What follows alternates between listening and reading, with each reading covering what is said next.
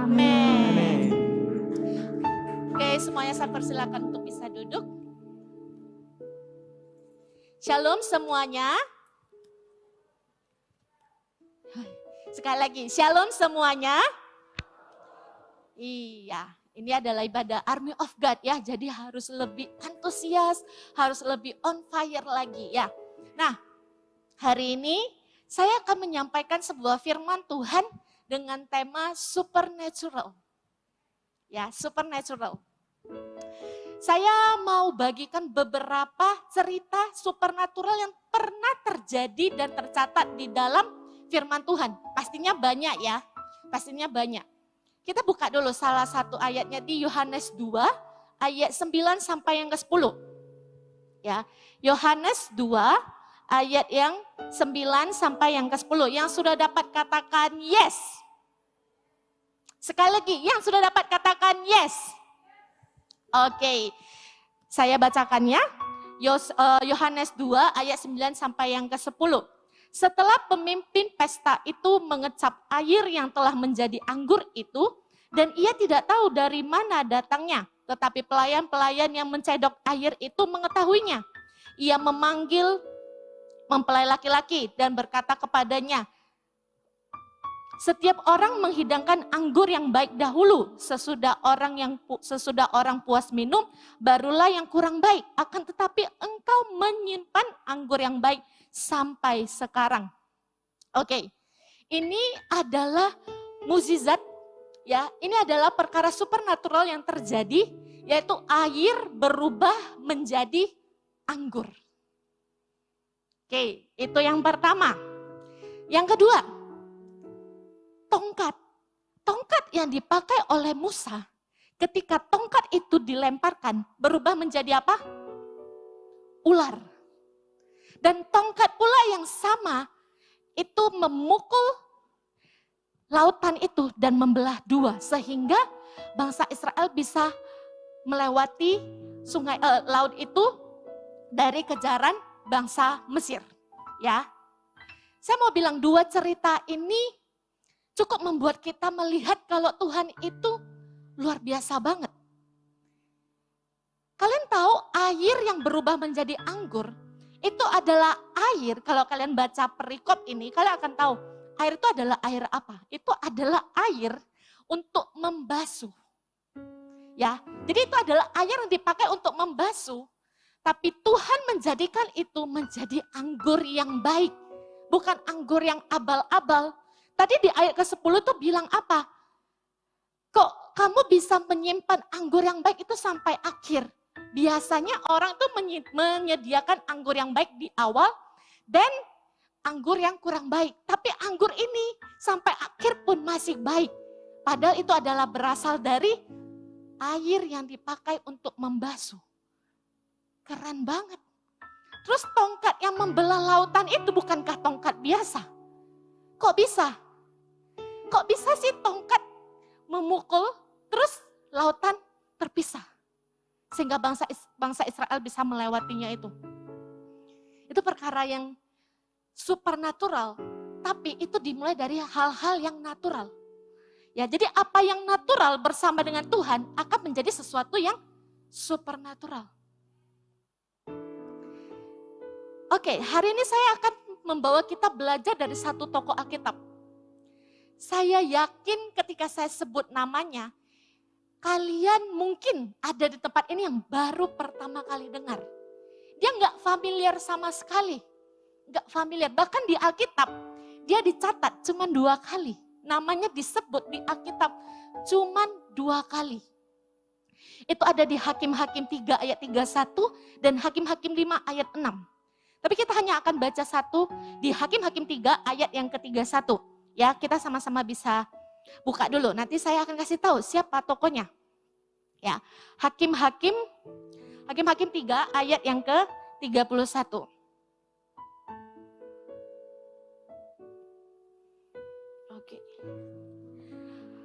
Oke, perikopnya siapa namanya di situ? Hakim-Hakim 3 ayat 31. Yang punya Alkitab bisa dibuka, bisa lihat perikopnya apa di sana. Samgar. Saya akan membahas tokoh hari ini tuh Samgar. Kalian bayangin satu perikop, cuman satu ayat saja. Singkat banget. Tapi dari ayat yang singkat ini kita bisa melihat bagaimana Tuhan memakai hidupnya dia. Seorang yang begitu natural, alat yang dipakai begitu natural, tapi bisa menyelamatkan bangsa Israel. Ya, kita sama-sama baca dulu. Di Hakim-Hakim 3 ayat yang 31. Kita bacakan bersama-sama ya. 3, 2, 1. Sesudah dia bangkitlah Samgar bin Anat. Ia menewaskan orang Filistin dengan tongkat penghalau lembu. 600 orang banyaknya. Demikianlah ia juga menyelamatkan orang Israel. Namanya tadi siapa? Samgar. Alat yang dipakai tadi apa? Tongkat penghalau lembu. Berapa banyak orang yang dia tewaskan? 600 orang. Apa yang bisa kita pelajari untuk melakukan perkara yang natural menjadi supernatural? Yang pertama, tidak perlu terkenal. Terkadang kita berpikir untuk melakukan sesuatu yang supernatural, haruslah orang yang terkenal, haruslah orang yang luar biasa, haruslah orang yang cakap, atau haruslah orang yang bisa banyak hal. Baru bisa melakukan perkara yang supernatural. Tapi Samgar ini tadi saya bilang cuma 2 kali namanya dicatat di Alkitab. Bisa nanti kalian cari, kalian buktikan sendiri. Cuma 2 kali nama dia disebutkan di Alkitab. Dia gak terkenal sama sekali. Dia berbeda dengan Daud, dia berbeda dengan Musa, dia berbeda dengan Paulus yang sering kita dengar. Bahkan kita mungkin tahu cerita mereka. Tapi Samgar, siapa dia? Mungkin hari ini saya mau tanya, mungkin ada yang baru pertama kali dengar nama Samgar ini. Ataupun kita mungkin pernah baca tapi cuma sekedar lalu. Apalagi dia karena cuma satu perikop, satu ayat, tidak begitu kita highlight dia. Dia bukan orang yang terkenal. Ya, saya pernah waktu saya baca perikop ini, saya cuma berpikir, Tuhan kenapa ya dia dicatat? Kalau Tuhan mau bilang melakukan mukjizat, toh banyak kok, nggak mesti Samgar, yang lain kan banyak juga. Tapi saya mau kasih tahu satu hal, kalau misalnya cerita ini tercatat di dalam Alkitab, itu bukan karena hanya untuk memenuhi halaman yang ada. Itu bukan karena Tuhan iseng, tapi karena memang ada tujuannya. Tuhan mau kita tuh belajar sesuatu. Dari Samgar yang tidak terkenal ini, hanya satu perikop dan satu ayat. Di dalam satu perikop yang menceritakan dia itu cuma satu ayat itu. Dia pun dipakai Tuhan dengan luar biasa. Dia bisa dipakai Tuhan dengan luar biasa. So siapa kita hari ini? Mungkin hari ini yang duduk tempat ini, karena masih auge kan ya. Yang sekolah mungkin masih ada yang sekolah. Ya, ada yang mahasiswa. Atau mungkin yang sudah bekerja ada. Saya mau bilang, kalian pun bisa dipakai dengan luar biasa oleh Tuhan. Kalian jangan berpikir kalau untuk melakukan perkara supernatural, harus hamba Tuhan. Harus pendeta yang bisa. Kita ini ya siapa? Saya mau bilang, kalian punya urapan yang sama. Kalian punya kuasa yang sama. Karena apa? Karena kita menyembah Tuhan yang sama. Saya hamba Tuhan di tempat ini. Kalian jemaat di tempat ini. Tapi bukankah kita menyembah Tuhan yang sama? Ya, maka kita punya kuasa dan urapan yang sama pula. Kalian pun bisa mengerjakan perkara-perkara supernatural itu. Ya, kalian akan melihat ketika kalian mau dipakai oleh Tuhan. Karena kalian lihat bagaimana Tuhan menuntun hidup kalian. Sampai satu waktu nanti kalian tercengang-cengang. Kok bisa ya? Kok saya pun terheran, kok saya bisa ya hari ini berdiri dan berbicara di depan kalian. Tidak pernah terlintas di pikiran saya menjadi seorang hamba Tuhan. Kayaknya gak ada ya, kalau saya tanya cita-citanya apa? Pendeta. Jarang, mungkin ada tapi jarang. Begitu pula dengan saya. kalau kalian tanya, C dulu cita-citanya apa? Saya enggak cita-citanya pendeta. Saya juga enggak cita-citanya hamba Tuhan. Kalau hari ini saya ada di tempat ini, saya juga selalu amazed dengan Tuhan yang, why? Kok bisa ya Tuhan ya? Saya ini banyak kekurangan yang saya rasa dulu saya karena orangnya tuh minder banget. Sehingga kalau saya mau bicara depan orang tuh kayaknya susah banget kayak gitu. Sedangkan berbicara dengan 2-3 orang aja saya susah. Gimana lagi berbicara di atas mimbar, di depan begitu banyak orang. Saya rasa itu sesuatu yang impossible. Enggak mungkin. Tapi satu, saya hanya mau aja. Saya cuma bilang, Tuhan ini saya, pakailah. Dan saya ada di tempat ini hari ini. Begitu pula dengan kalian yang ada di tempat duduk hari ini. Saya enggak bilang semua kalian harus jadi pendeta, semua harus jadi hamba Tuhan. Siapa jemaatnya, iya kan? Enggak mungkin. Kalian punya kekuatan di bidang kalian masing-masing. Tapi itulah yang kalian serahkan ke Tuhan untuk Tuhan pakai hidup kalian. Ya, oke. Dan poinnya berikutnya, apalagi yang kita perlukan untuk melakukan sesuatu yang natural menjadi sebuah yang supernatural. Pakai apa yang ada padamu. Pakailah apa yang ada padamu. Untuk menewaskan orang Filistin itu tadi Samgar pakai apa? Tongkat penghalau lembu. Oke? Itu kita pikir ya, tongkat penghalau lembu.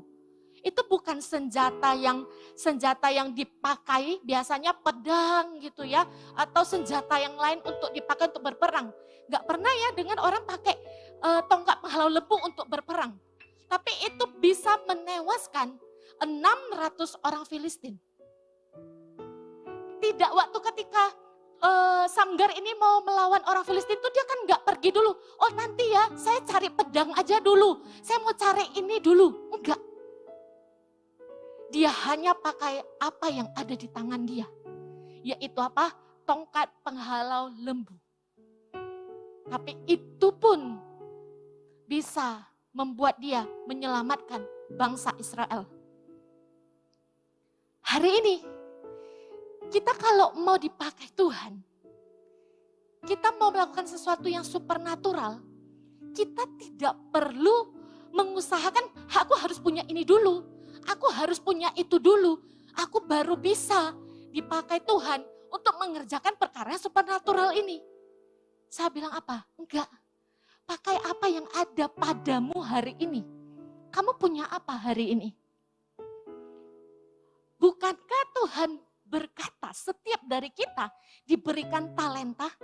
Entah itu 1, 2, 5, semua.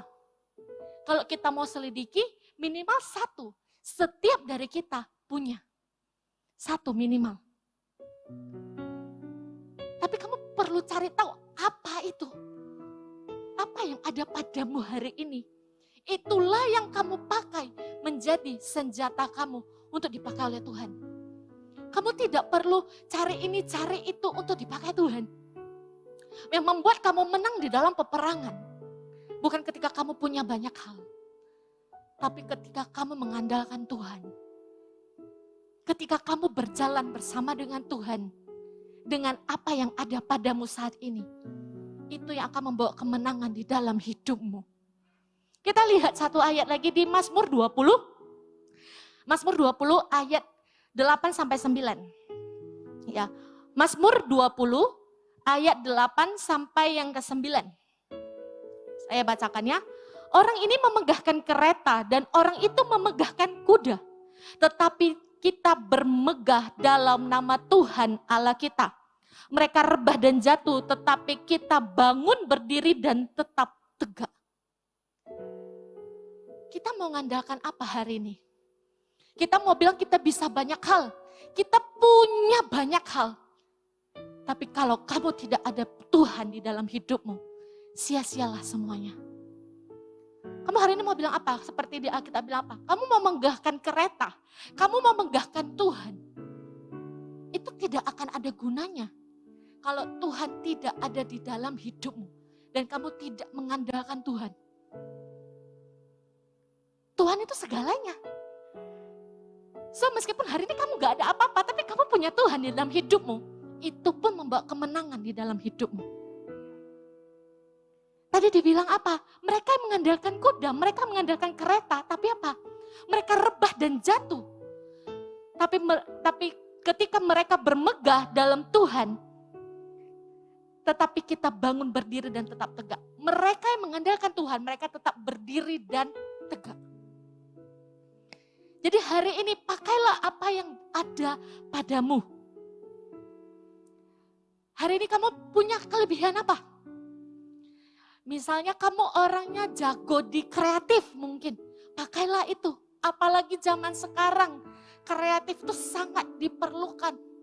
Kamu bisa buat dengan berbagai macam untuk di sosial media. Kamu bisa memberkati orang mungkin dengan kesaksian sederhana kamu. Atau mungkin hal-hal yang kamu dapat di dalam saat teduh kamu. Kamu buat jadi satu cerita. Itu dengan sederhana kamu posting pun. Itu bisa memberkati orang lain. Atau kamu hari ini kamu bilang kamu bisa apa? Saya bisa bernyanyi. Kamu bisa join kok di praise and worship dengan suara kamu. Kamu bisa melayani Tuhan, memberikan yang terbaik untuk Tuhan. So kamu dengan apa yang ada pada tanganmu hari ini, apa yang ada, yang kamu pegang hari ini, pakailah itu. Pakailah itu. Gak usah kita berpikir kayak, aku gak seperti dia, aku gak seperti si A, seperti si B yang punya banyak hal, aku cuman hanya punya satu talenta ini. Satu talenta itulah Tuhan mau pakai hidupmu. Pakailah apa yang ada padamu saat hari ini.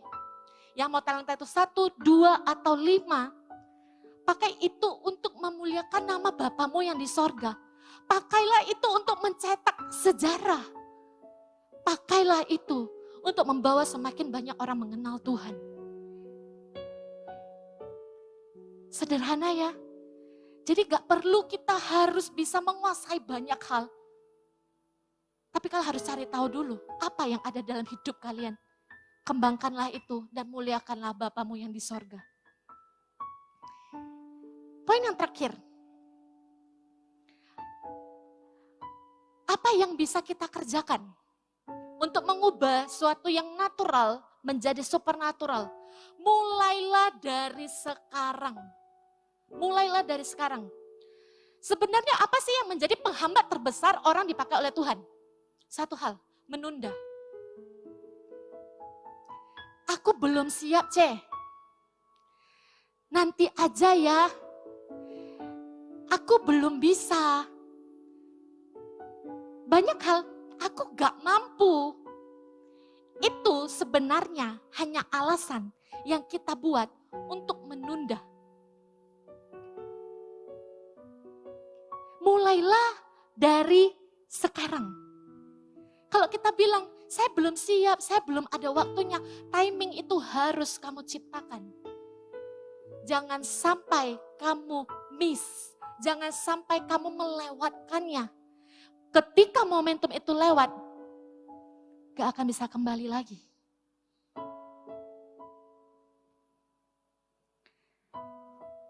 Saya mau bilang kayak Samgar tadi ya.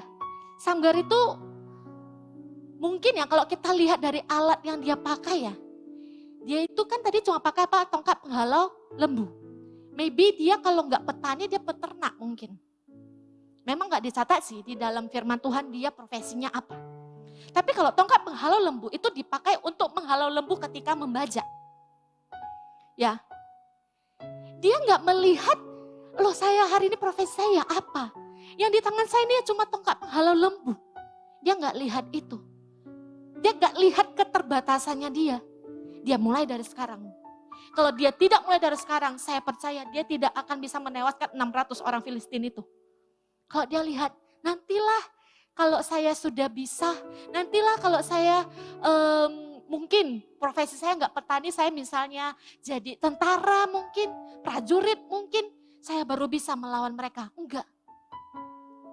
Dia tidak membiarkan keterbatasan dia untuk menghalangi dia. Dia tidak menundanya. Dia mulai dari sekarang. Kalian pun harus mulai dari sekarang. Kalian jangan melihat Saya ini masih usia berapa? Masih sekolah saya, masih SMP mungkin ada, ya SMA mungkin masih ada. Nantilah waktu saya sudah kerja. Itu hanya alasan saja. Itu hanya alasan saja. Dipakai Tuhan itu tidak pandang usia kok. Bahkan kalian lihat ya, anak-anak Eagle Kid itu. Pernah ya mereka ada kegiatan I Pray. Mereka anak kecil itu sederhana banget loh. Mereka tuh doain orang sakit. Kadang kalau kita mikir ya, mungkin anak-anak tuh kalau doa susah ya. Mereka harus mikirin kata-katanya tuh gimana. Tapi mereka sederhana aja, doain orang yang sakit. Tuhan tuh tidak pandang usia. Kalau Tuhan mau pakai ya Tuhan pakai. Siap atau tidaknya kita. Itu, ready enggak kita? Mau dipakai oleh Tuhan. Karena di dalam penundaan itu akan selalu ada alasan yang membuatmu tidak mau melakukan sesuatu. Saya ulangi ya. Karena di dalam penundaan akan selalu ada alasan yang membuatmu tidak akan melakukan sesuatu. Kamu hari ini bilang kamu sekolah. Kamu bilang lagi, kayaknya nantilah ya kalau aku kuliah. Oke, kamu sekarang udah kuliah. Kayaknya nantilah ya kalau aku udah kerja. Oke, kamu sekarang udah kerja. Waduh kayaknya gak bisa deadline aku banyak kali Belum lagi kamu apa? Mungkin udah usianya, kamu cari pasangan hidup. Nanti ya ketika hidup aku lebih settle. Bukankah selalu kamu tunda? Selalu kamu tunda dan kamu tunda. Setelah ini dan setelah itu. Habis saya bilang, kalau kamu tidak memutuskan untuk sekarang kamu melakukannya, maka kamu tidak akan pernah melakukannya. Akan selalu kamu tunda. Alasan itu akan selalu ada selama kita tidak memutuskan untuk sekarang saya mau melakukannya. Alasan itu akan tetap selalu ada. Ya, start now or never. Kamu kalau mau mulai sekarang mulai, kalau kamu nggak mau mulai sekarang, kamu tidak akan pernah memulainya. Nah, saya ini mungkin kalian udah banyak sih sebagian di sini karena ada yang udah Army of God-nya udah lama gitu ya. Jadi pasti udah tahu cerita bagaimana saya menggenapi panggilan Tuhan. Saya awal-awal ketika saya masuk full timer itu saya tamat kuliah. Ya, tamat kuliah dan saya masuk full timer kayak gitu. Terus saya masih mikir ya, di Medan pasti masih lama nih kayak gitu. Dan seiring berjalannya waktu, tiba-tiba saya dipanggil Moni. Moni bilang gini, Maggie, kamu dimasukkan ke full timer, kamu ini dipersiapkan untuk diutus. Saya tuh terkejut. Wah, baru masuk bentar terus udah mau diutus kayak gitu ya. Aku kayak, nantilah Tuhan, kayaknya belum siap lah Tuhan, kayaknya nantilah belum ready dan semuanya seperti itu. Terus saya dipanggil lagi sama Komoro. Itu ya gembala kita yang sebelumnya ya, gembala regional sebelumnya. Komoro itu cuma sampaikan kalau saya mau diutus ke Jambi, dikasih tahu bla bla bla bla bla kayak gitu ya. Saya di depan Komoro itu saya hanya diam, saya nggak tahu saya harus bilang apa. Saya mau menolak tapi saya hamba Tuhan kayak gitu loh. Ya alasan saya apa? Tapi dalam hati saya ini kayak saya belum siap lah. Kayak saya ini belum ready lah. Saya baru full timer, masa belum ada persiapan apa-apa kok tiba-tiba udah diutus aja kayak gitu. Komoro suruh saya doakan. Maggie doakan ya. Oh ya oke kok kayak gitu. Saya doakan. Saya bergumul dengan diri saya sendiri sebenarnya. Saya siap enggak? Saya pengen tunda. Tapi saya pikir kalau enggak sekarang mau kapan lagi?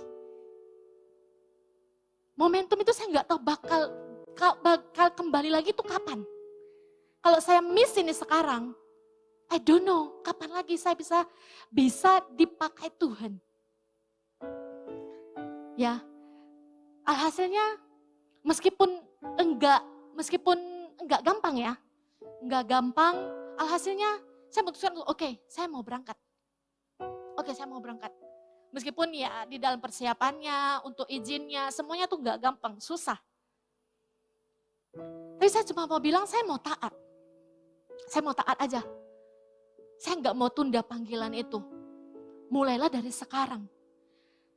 Hari itu saya sempat sih berpikir, awal-awal sebelum saya jadi full timer, saya sempat berpikir, saya mau kok jadi hamba Tuhan, tapi jangan sekarang ya Tuhan ya. Jangan sekarang ya Tuhan ya. Saya kayaknya masih banyak, so many dreams kayak gitu ya. Kayak yang mau dikerjakan, masih banyak hal, kan masih muda. Kayaknya kita pengen belajar banyak hal seperti itu. Kalian tahu ketika saya benar-benar mau memastikan diri saya, ya kapanpun Tuhan panggil saya ready. Itu di mission night, saya ingat banget di mission night, terus Komoro bilang, siapa mau jadi full timer? Wah, saya duduk di agak belakang kayak gitu ya. Saya tuh bergumul banget. Saya masih banyak mimpi Tuhan. Saya masih pengen lakukan ini dan itu Tuhan. Tapi saya tahu saya punya panggilan itu. Saya tahu saya akan jadi hamba Tuhan. Tapi saya itu bergumul dengan diri saya sendiri.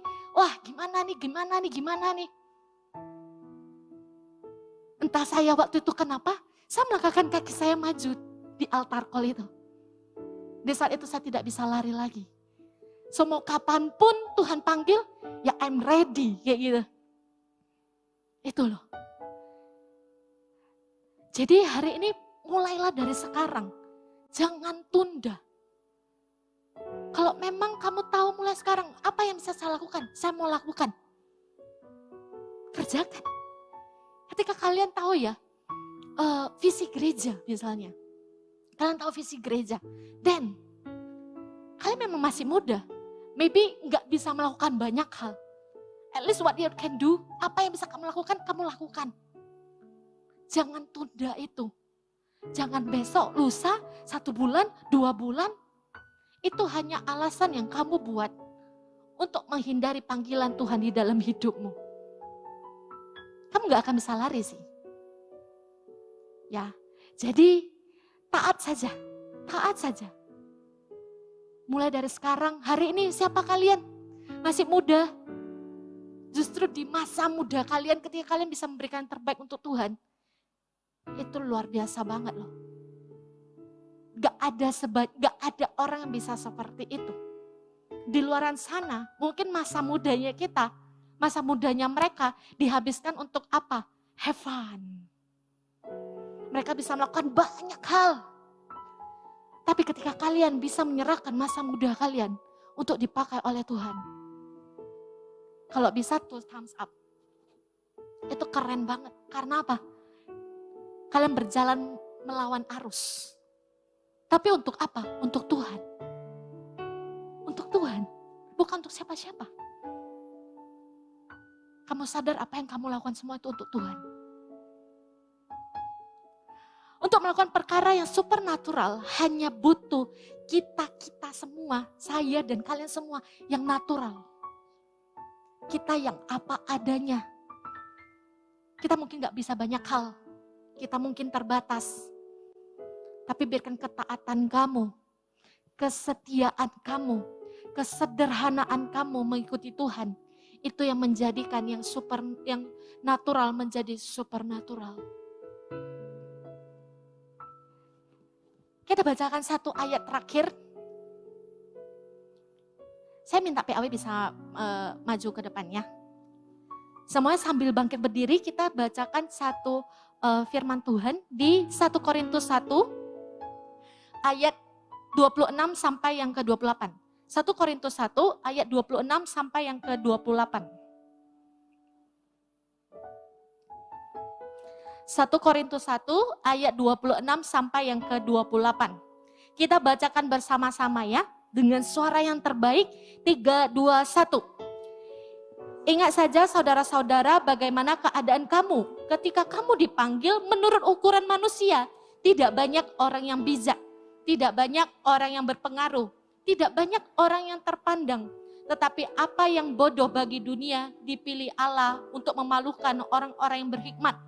Dan apa yang lemah bagi dunia dipilih Allah untuk memalukan Apa yang kuat?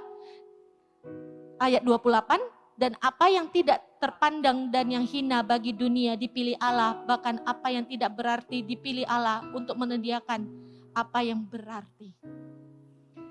Jadi hari ini tidak banyak yang pintar mungkin di antara kita, tidak banyak yang bijak, tidak banyak yang cakap, banyak hal mungkin, tapi kita dipilih Allah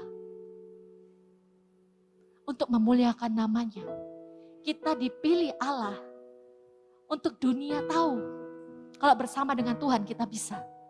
Bersama dengan Tuhan kita bisa melakukan hal-hal yang natural menjadi supernatural. Ya, mari kita sama-sama mau menyembah Tuhan. Siapkan hati kita.